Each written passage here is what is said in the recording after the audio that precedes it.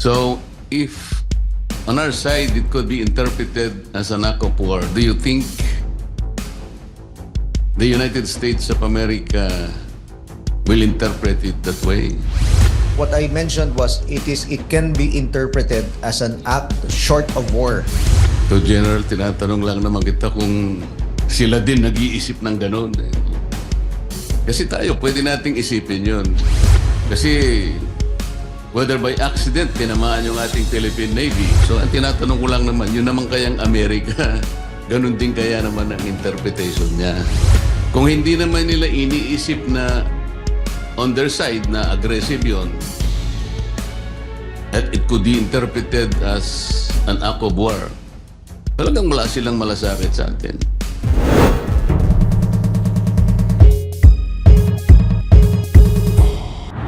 General Browner, you were interviewed by the media in connection with the latest bullying of China when a resupply mission was tossed down by the Chinese Coast Guard. It was a hypothetical question, I think. You were asked what happens if, for example, that water cannon hit, for instance, a Philippine Navy. And I think you replied by saying that that could be a very, very dangerous and aggressive action, and it could be interpreted as an act of war. Did I correctly quoted the newspaper accounts, General Browner? Yes, Mr. Chair, Your Honor, that is correct, Your Honor. So, if on our side it could be interpreted as an act of war, do you think the United States of America will interpret it that way? Mr. Chair, Your Honor, I'm sorry, what I mentioned was it can be interpreted as an act short of war, Your Honor. Yes, we heard that loud and clear. I'm asking you whether or not the United States of America will also interpret it that way. The way I understand it, Your Honor, Mr. Chair, is that the Congress, the U.S. Congress, will have to discuss the matter, and the interpretation would depend on the discussions of the U.S. Congress, Your Honor.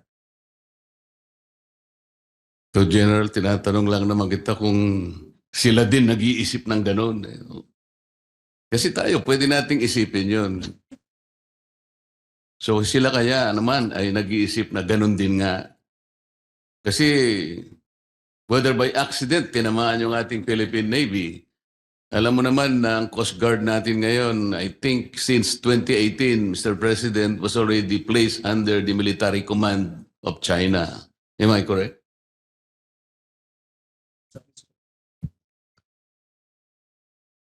I am not aware of this, Mr. Chair, Your Honor. Yeah, it's 2018. Hindi na siya civilian vessel. Nilagay na siya military command ng China yung Coast Guard. Kaya nga, kung sakaling aksidente, na-hit niya yung ating Philippine Navy, which was assisting at that time our small boats to provide provisions for our people in the BRP Sierra Madre. Talaga namang, tama ka naman doon nung sinabi mong could be interpreted as an act of war. So, ang tinatanong ko lang naman, yun naman kayang Amerika, ganun din kaya naman ang interpretation niya. It's a very, very important question kahit na kung sakasakali, kung hindi naman nila iniisip na on their side na aggressive yun, that it could be interpreted as an act of war, talagang wala silang malasakit sa atin. Di ba? Kasi meron tayong military mutual defense treaty. Tayo as their partner, ini-interpret natin na huwag nyo naman kaming ganunin. Pinanatan mo na yung Philippine Navy namin. It's an act of war. So tinatanong ko lang sa iyo, General, sila kaya iniisip nila, is it also an act of war sa kanila? Mr. Chair, Your Honor, as of now, I have no idea as to whether the United States would also have the same interpretation, Your Honor. Kasi kanina sinabi mo, General, na you even invoke the Mutual Defense Treaty na ito yung pinagmumulan ng basis natin why we can do a joint patrol in the West Philippine Sea. Diba? Your Honor. So maganda sana kung, is it possible, will there be an instance na ma-size up mo naman yung counterpart mo from the US? Ikaw ba nga mo, hindi mo ba ini-interpret yung kung sakaling tamaan yung aming Philippine Navy?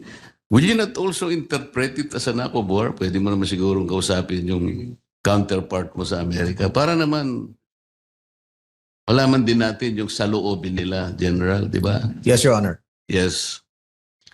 Tapos nung there's a report here, nagsalita ka pala dun sa Indo-Pacific Conference in Fiji where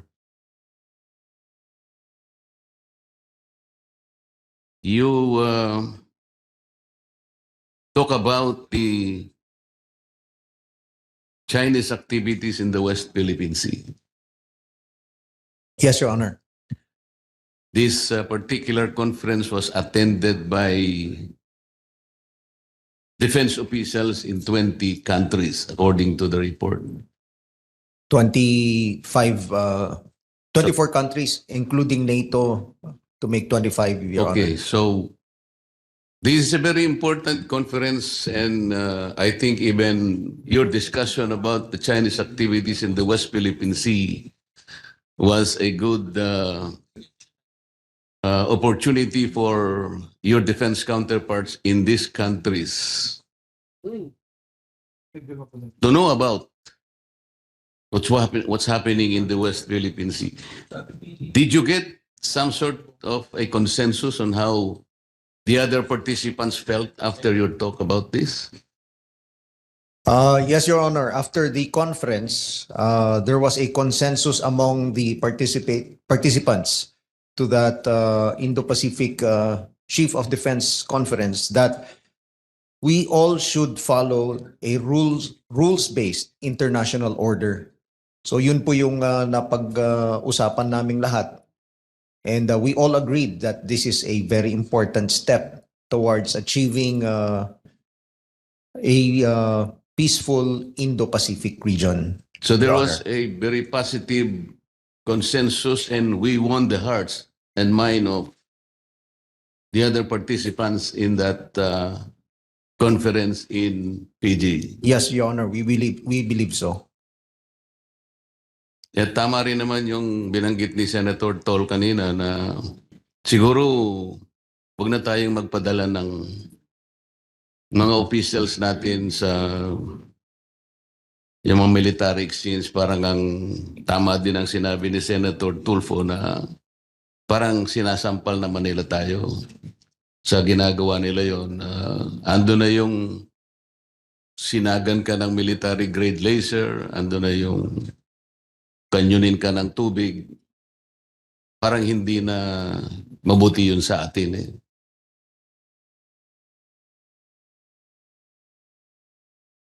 Alam mo, General, nung nagkaroon din kami ng pagkakataon makapunta ng China, they invited a small group of party list in Congress. Como inimbita naman nila kami, nagpa-unlock naman kami. I think that was in 2018. I had a chance of meeting the chairman of the International Committee of China. He's a ranking member of the Chinese Communist Party. And I can still vividly recall his first statement he made when he met our group. Ang sabi niya, although in Chinese, at ini-interpreter may interpreter siya, sabi niya, your most distant relative is no better than your closest friend. That was the opening statement. So, sabi ko, Mr. Chair, sabi ko sa kanya, our country and our people also subscribe to that proverb. That there's one more proverb or an adage which is more applicable and relevant between our countries. That strong fences make good neighbors. And he looked straight into my eye. Tinignan ko din siya. Tapos kumuha siya ng ballpen, nilista niya sa papel. Siguro kinukuha niya yung pangalan ko. That was in 2018. And he talked about camaraderie, friendship, respect, fellowship, amity, charity, humanity, and brotherhood. But 1 year later, exactly 1 year later, in July 2019, a Chinese militia hit and sunk a boat anchored in Recto Bank. Ganon sila, General Browner. Magsasalita sila ng maganda, pero yung gawa nila, kabaligtaran ng sinabi nila.